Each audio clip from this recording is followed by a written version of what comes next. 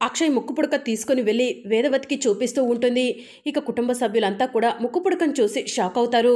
ఇదేం వింత, ఇదేం విడ్డూరం, మనం వికాస్కి ఇచ్చిన ముక్కుపుడక అక్షయ్ చేతికి ఎలా వచ్చింది అని నిహారిక, కృష్ణబాబు షాకింగ్గా చూస్తూ ఉంటారు. ఇక మరోవైపు అవని ఒకసారి పూజా గదిలో నుంచి బయటికి రా, అక్షయ్ వచ్చింది అని శ్రీకర్ చెప్తూ ఉంటాడు.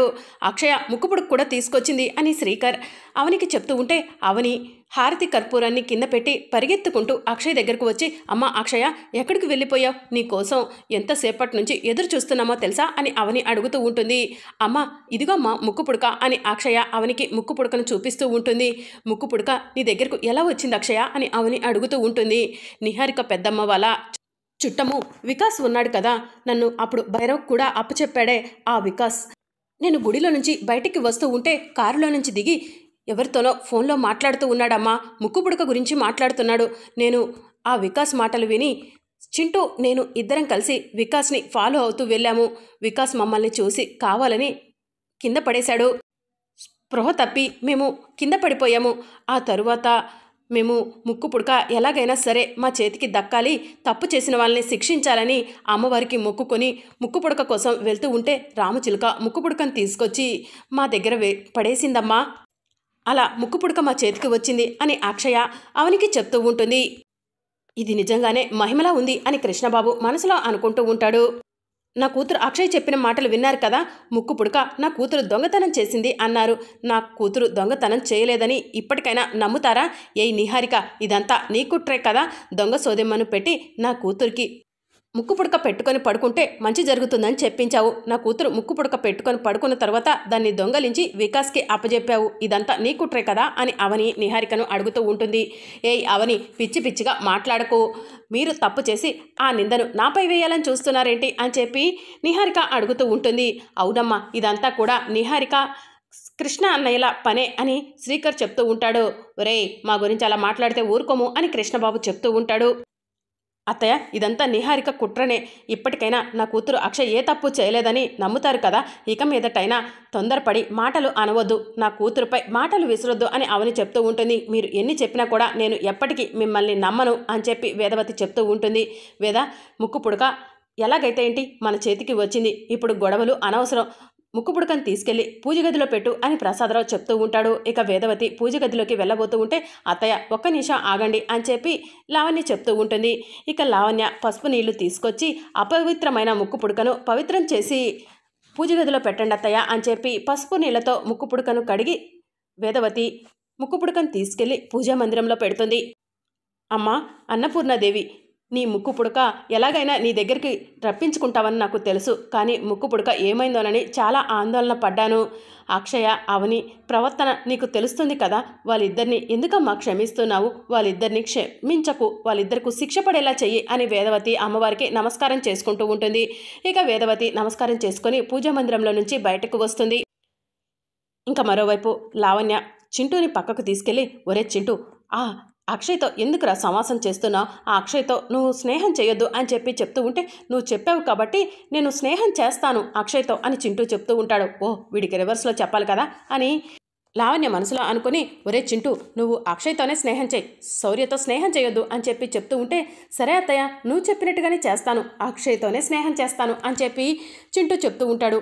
ఏంట్రా నువ్వు ఇలా చేస్తున్నావు, ఒక్కొక్కసారి నా మాట విన్నట్టే ఉంటావు, ఒక్కొక్కసారి విన్నట్టు చేస్తావు అని చెప్పి లావణ్య అడుగుతూ ఉంటే, ఇప్పుడిప్పుడే నాలో కూడా మార్పు వస్తుంది అత్తయ్య అని చెప్పి చింటూ చెప్తూ ఉంటాడు. ఒరే, నా గ్యాంగ్ జోలికి వస్తే ఊరుకోను, నా గ్యాంగ్తోనే నువ్వు మంచిగా ఉండాలి అని చెప్పి లావణ్య చెప్తూ ఉంటుంది. నువ్వు చెప్పావంటే నేను దానికి రివర్స్లోనే చేస్తానత్తా అని చెప్పి చింటూ చెప్తూ ఉంటాడు. నువ్వు ఇలానే చేస్తూ ఉండు, మీ నాన్నకు ఫోన్ చేసి నిన్ను తీసుకెళ్ళిపోమని చెప్తాను అని లావణ్య చెప్తూ ఉంటే, డాడీ ఇండియా వస్తారు, నన్ను రమ్మంటారు, నేను రివర్స్ కాబట్టి రానంటాను, దట్స్ ఆల్, డాడీ అమెరికా తిరిగి వెళ్ళిపోతారు అని చింటూ చెప్తూ ఉంటే, అబ్బా నీతో పడలేకపోతున్నాను రా బాబు అని లావణ్య మనసులో అనుకుంటూ ఉంటుంది. ఇక మరోవైపు రాత్రి అవుతుంది. అవని ఒంటరిగా నుంచొని సత్యకు ఫోన్ చేసి ఫోన్లో మాట్లాడుతూ ఉంటుంది. ఈ టైంలో ఫోన్ చేస్తుంది అవని ఎవరితో అని వేదవతి దూరం నుంచి చూసి మనసులో అనుకుంటూ అవని ఎవరితో మాట్లాడుతుందా అని వింటూ ఉంటుంది. ఇక అవని ఫోన్ చేయగానే సత్య ఫోన్ లిఫ్ట్ చేసి, ఏంటి అవని ఈ సమయంలో చేశావు అని చెప్పి అడుగుతూ ఉంటాడు. ఏం లేదు సత్య, అక్షయ తిరిగి ఇంటికి వచ్చింది, నువ్వు చెప్పిన విధంగానే ముక్కుపుడకను సాధించి తీసుకొచ్చింది అని చెప్పి అవని సత్యకు చెప్తూ ఉంటుంది. నీ కూతురు కూడా నీకు లాంటిదే అవని అని చెప్పి సత్య చెప్తూ ఉంటాడు. అవును సత్య అని చెప్పి అవని చెప్తూ ఉంటుంది. అవును మీ అత్తయ్య ఏమంటున్నారు అని చెప్పి సత్య అడుగుతూ ఉంటాడు. అత్తయ్య కోపం ఏంటో నాకు కాస్త కూడా అర్థం కావట్లేదు సత్య. అక్షయ్ ముక్కు పుడక తీసుకొచ్చినా కూడా అత్తయ్య అక్షయ్పై కోపంగానే ఉంది అని చెప్పి అవని సత్యకు చెప్తూ ఉంటే వేదవతి ఈ మాటలు విని ఇంటి విషయాలు వాడితో చెప్తుంది. అక్షయ్ గురించి అసలు ఆ సత్య ఎందుకు ఆరా తీస్తున్నాడు అని మనసులో అనుకుంటూ ఉంటుంది. సరే సత్య, ఇప్పటికే ఆలస్యం అయిపోయింది, నువ్వు కంగారు పడుతూ ఉంటావని అక్షయ్ గురించి చెప్దామని ఫోన్ చేశాను అని అవని ఫోన్ కట్ చేసి లోపలికి వెళ్ళిపోతుంది. ఈ నంగనాచి ఎన్ని వేషాలు వేస్తుందో, దీని వేషాలని నా కొడుక్కి ఎలా తెలియజేయాలి అని వేదవతి మనసులో అనుకుంటూ ఉంటుంది. ఇక మరోవైపు అవని కిచెన్లో పనిచేసుకుంటూ ఉంటుంది. అప్పుడు అక్షయ అవని దగ్గరికి వెళ్ళి అమ్మ నేను బయటికి వెళ్తున్నాను అని చెప్పి చెప్తూ ఉంటుంది. ఎక్కడికి అక్షయ అని చెప్పి అవని అడుగుతూ ఉంటుంది. గుడికమ్మా అని చెప్పి అక్షయ్ చెప్తూ ఉంటుంది. గుడిక ఎందుకు అని చెప్పి అవని అడుగుతూ ఉంటుంది. క్యాజువల్గానేనా ఏదైనా పనుందా అని అవని అడుగుతూ ఉంటే మొక్కు తీర్చుకోవడానికమ్మా అని చెప్పి అక్షయ్ చెప్తూ ఉంటుంది. మొక్క ఎందుకు అక్షయ అని అవని అడుగుతూ ఉంటే ముక్కు పుడక దొరికితే మొక్కు చెల్లించుకుంటానని అమ్మవారికి నమస్కారం చేసుకున్నానమ్మా, అందుకే వెళ్తున్నాను అని అక్షయ్ చెప్తూ ఉంటుంది. అయితే పూజ గది దగ్గరికి వెళ్ళి అమ్మవారికి నమస్కారం చేసుకొని వెళ్ళి అక్షయ అని చెప్పి అవని చెప్తూ ఉంటుంది. నేను పూజ గదిలోకి వెళ్ళే ఆస్కారం ఉంటే కనుక ఇక్కడే మొక్కు చెల్లించుకునేదన్నమ్మా, నానమ్మ మనల్ని పూజా మందిరంలోకి వెళ్ళొద్దని చెప్పింది కదా అని అక్షయ అవనికి చెప్తూ ఉంటుంది. మన ఇల్లే పెద్ద దేవాలయం అక్షయ, అలాంటిది మొక్కు చెల్లించుకోవడం కోసం నువ్వు గుడి వరకు వెళ్ళాలా? నానమ్మ చెప్పిందని చెప్పి నువ్వు పూజా మందిరంలోకి వెళ్లకుండా ఉంటావా? అసలు ఆ అమ్మవారి దగ్గరకు వెళ్ళే అర్హత కొంతమందికి మాత్రమే ఉంటుంది, వారిలో మనం కూడా ఒకలం. అలాంటిది మనం పూజ మందిరంలోకి వెళ్లకుండా ఎందుకు ఉండాలి? రా వెళ్దాం అని చెప్పి అవని అడుగుతూ ఉంటుంది. వద్దమ్మా, నానమ్మ ముందు నువ్వు తలదించుకోవాల్సి వస్తుంది అని అక్షయ్ చెప్తూ ఉంటే ఏం కాదు అక్షయ, రా నేను తీసుకెళ్తాను అని అవని అక్షయ్ని తీసుకొని పూజా మందిరంలో అడుగు పెట్టబోతూ ఉంటే అప్పుడే నిహారిక కృష్ణబాబులు వచ్చి ఎందుకు అవని అత్తయ్య మాటను ఎదిరిస్తున్నావు? కావాలనే నువ్వు అత్తయ్య వద్దన్నా కూడా పూజా మందిరంలోకి వెళ్తున్నావు కదా అని చెప్పి నిహారిక అడుగుతూ ఉంటుంది. పూజా మందిరంలోకి వెళ్ళొద్దని చెప్పే హక్కు అధికారం ఎవరికీ లేవు, వెళ్ళమని అమ్మవారే మాకు హక్కు అధికారం ఇచ్చింది, అలాంటప్పుడు మీరెవరు వద్దనటానికి అని అవని అడుగుతూ ఉంటుంది. ముక్కు పుడకను కావాలని దొంగతనం చేసి ఎక్కడో దాచిపెట్టి అత్తయ్య ఇంట్లో నుంచి బయటకు గెంటేస్తా అనేసరికి ఏమనుకున్నారో ఏంటో ముక్కు పుడకను తీసుకొచ్చి మళ్ళీ అత్తయ్యకు అప్పచెప్పారు. ఇప్పుడు పూజా మందిరంలోకి వెళ్ళొద్దు అంటే ఆ హక్కు అధికారం మాకే ఉన్నాయని మాట్లాడుతున్నారు అని చెప్పి నిహారిక అంటూ ఉంటుంది. ఇక అప్పుడే కృష్ణబాబు అమ్మ అమ్మ అని చెప్పి వేదవతిని పిలుస్తూ ఉంటాడు. ఏంటి కృష్ణ అని వేదవతి అడుగుతూ ఉంటుంది.